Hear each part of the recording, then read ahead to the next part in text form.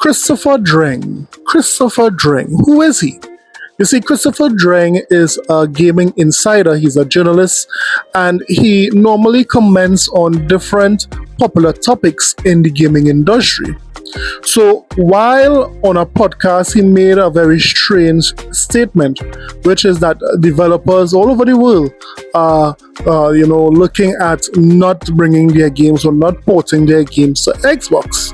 And although Christopher Dring's track record is a bit spotty, because he said this when it is Microsoft would have acquired Activision Blizzard, Joey from the WBG podcast reminded us what Christopher Dring did. Christopher Dring said, I've actually been hearing that Microsoft been putting less focus on Game Pass. Now, how could an insider say that after Microsoft went full-blown support for Game Pass, putting Activision games on the Game Pass, putting all their games on the Game Pass?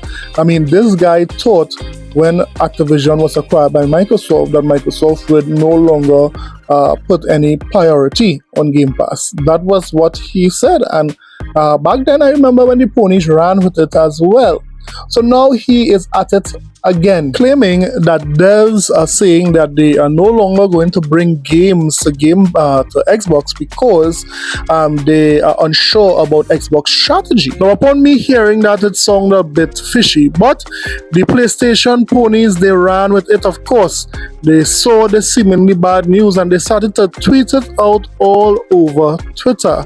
Yes, WCCF Tech quoted directly from Christopher Dring saying, here, what no devs want to make games for Xbox again because in their mind they are not growing the platform. And then ponies all over Twitter started to retweet this towards me or tagged me to this, really showing how Xbox is in a bad state. But right away, I was able to say that this doesn't make any sense. Could you name some of these well-known devs who are saying they are no longer working with Xbox? Right away, I was able to deduce that it does not add up. And then it just so happened that after these ponies were making their rounds, their victory lap, that this is what Christopher Dring said. Christopher Dring himself came out and clarified what he was saying. Christopher Dring said, apparently a line I said in my podcast has been picked up. It was the one around some publishers, developers being baffled by Microsoft's strategy of putting games on PlayStation 5 and questioning why they'll support Xbox if they are not going to grow the console.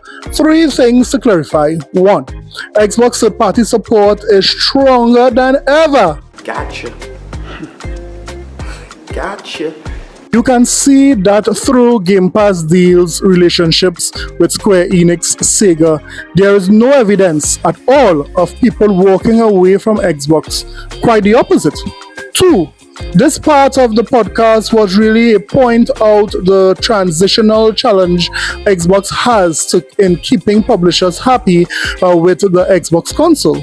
While pushing their multi-format strategy, I don't believe for a second we are going to see many companies, if any, move away from Xbox, despite what a few might be grumbling. In private, the whole industry strategy is multi-platform. 3.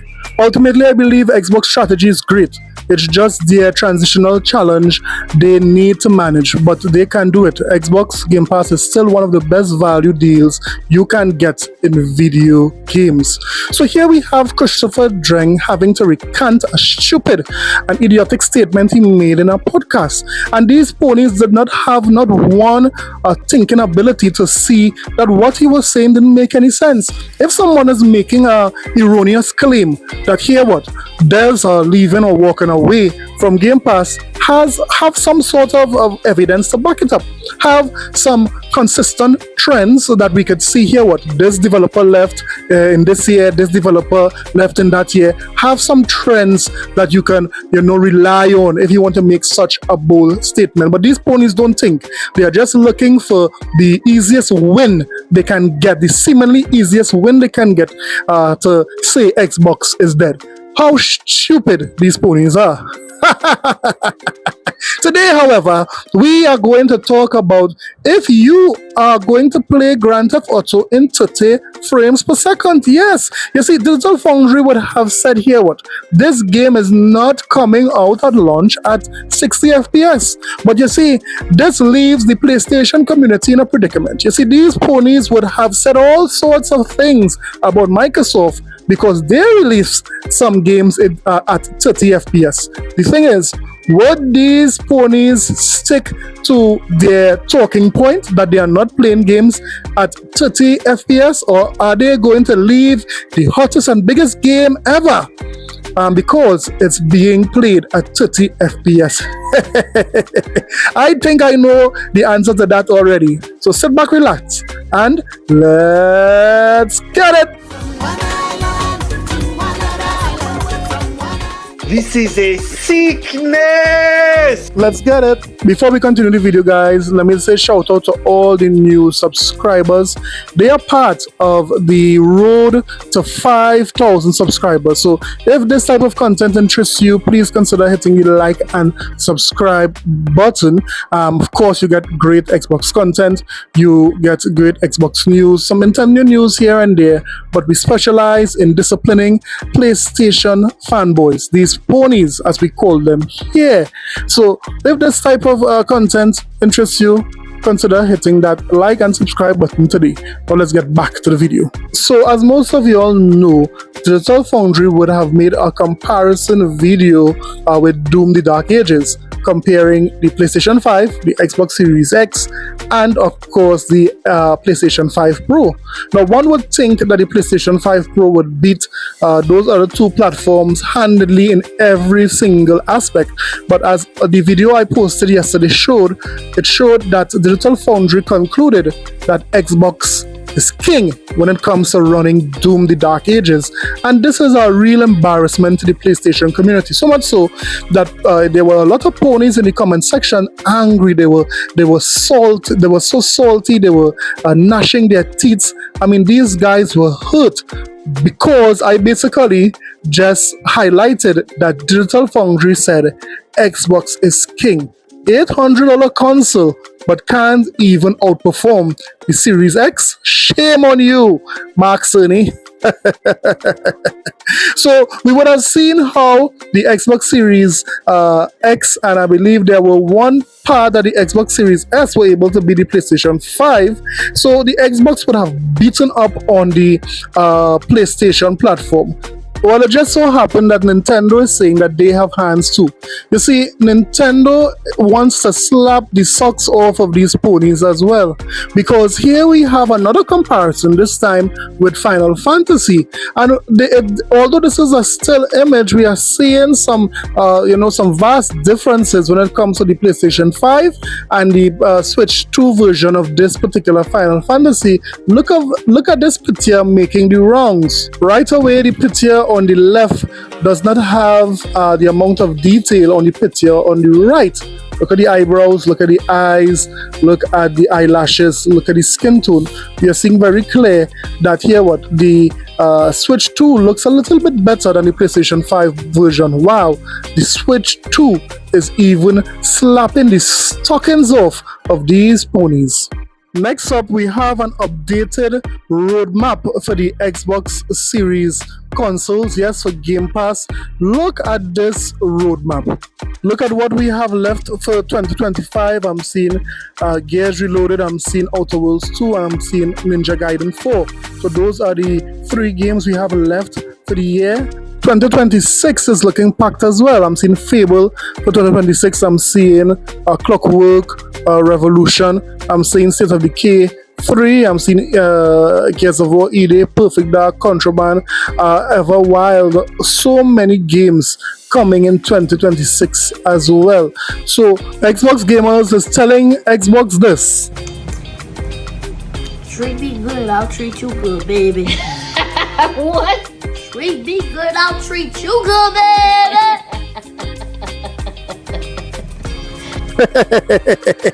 This is a really good roadmap, and Microsoft is really delivering on their promise when it comes to giving you the best set of games they want on Game Pass, or if it is you want to pay for it. What do you think about the roadmap going forward for Xbox? Are you seeing it being a very good roadmap? Let me know in the comment sections below. Now let's talk about 30 FPS versus 60 FPS. I'm sure all of you would agree that 60 FPS should be the standard. That goes without saying. But we know in this generation there were instances where some games launched at 30 FPS and so forth. This generation, most Xbox fans did not make a big deal over it. However, one community did, and that was the PlayStation community. You all remember when Starfield, Redfall, even Avowed were launched at 30 FPS, or was going to launch at 30 FPS. What the pony said? Look at some of these tweets. We had Blue Urkel talking about the 30 FPS for Starfield. We had J-Dub keep talking about the 30 FPS. We had J-Dub again keep talking about the 30 FPS for Starfield. Then we had Reforge talking about the 30 FPS for Avowed. We had Reforge again talking about the 30 FPS for Starfield. And so on and so on. So yes, the PlayStation community made it a big deal when Starfield, Avowed, and even Redfall said that they were coming out at 30 FPS. Like if they were saying that 30 FPS was beneath them, they can't play any game at 30 FPS. This is what basically the PlayStation community was saying, right?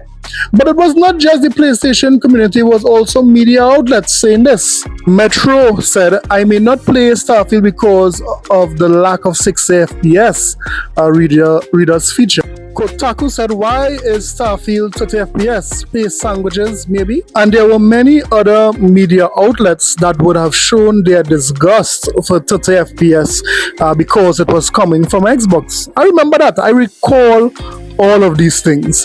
The question is, what would these outlets do? What would the PlayStation community do?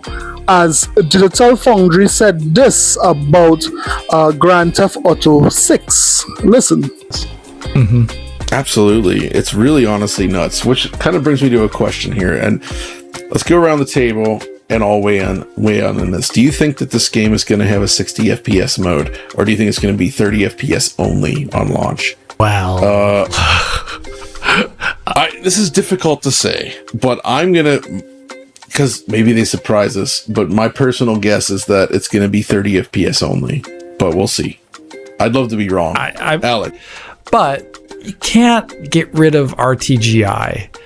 It's inherent to the way the game works. Even getting rid of RT reflections potentially could make scenes look quite a bit different if the game was artistically designed around them. And they're all throughout the trailer here, so they obviously have made them as a part, a purpose part of the gameplay. And as soon as you have RTGI, a massive open world, those things tend to not run well at 60 FPS. So I kind of don't. We're also looking at, in terms of the resolution of these cinematics too, we're already looking at something that is, it's like higher res than 1080p, but it's not a whole lot higher res than 1080p in some aspects. And historically in the past, all of the games have released at 30 FPS since, or even lower than 30 FPS since, I don't know, when was it was like Table Tennis. Yeah, Table Tennis is a 60 FPS game. There you go. That was a fantastic looking game though. I think everything points to this being a 30 FPS game, maybe with a 40 FPS mode on some Oliver? systems.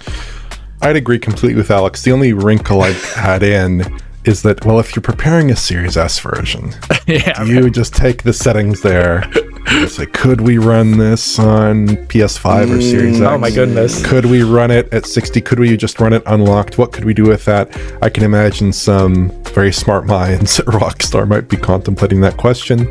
But no, I would expect it to be a 30 FPS game. So there you have it. The majority of the guys there at DF is saying that this game is going to run at 30 FPS. The question is, what would the gaming media, what would the ponies say about this? Are they going to stick to their guns, or would they crumble and show themselves as being some of the biggest hypocrites ever? Let's listen and see what some ponies are saying. I think that will always be contextual. I think that's always going to be depending upon the game and the user. So, like, for example, in a situation like GTA, maybe not so much. I'm a huge Warzone guy, which people will find out soon. That Warzone is my jam. I'm a huge guy in Call of Duty. I've been playing it for years, and Warzone, it has been everything that I've been playing for a long time. And if that situation was happening with Warzone, I would be livid because I'm all about FPS in something like that. So like I wouldn't care about, a guy chopping wood in this situation. I wouldn't be, cared about there's two squirrels chasing each other for a nut. Like I wouldn't care because I need the highest FPS possible for my gameplay. So if that situation was happening with in Warzone, like for me, that would be terrible. But again, like you said, loop is different in Warzone than it is in GTA. Exactly. Yeah, Warzone is competitive. Exactly. Yeah. So that's why I said I think it's always going to be contextual. And capabilities, like you said, of a studio and stuff like that. And I think Claire Obscure, I'm just bringing Claire into it, because we were talking about before, is a perfect example of how you don't need super high frame rates for it to be for something creative and beautiful to happen. Because I've never heard of that studio until now. And so for this curveball of a game to come out to show like, hey, you don't have to have incredible frame rate, again, 240 hertz frames or anything like that to have something really substantially good.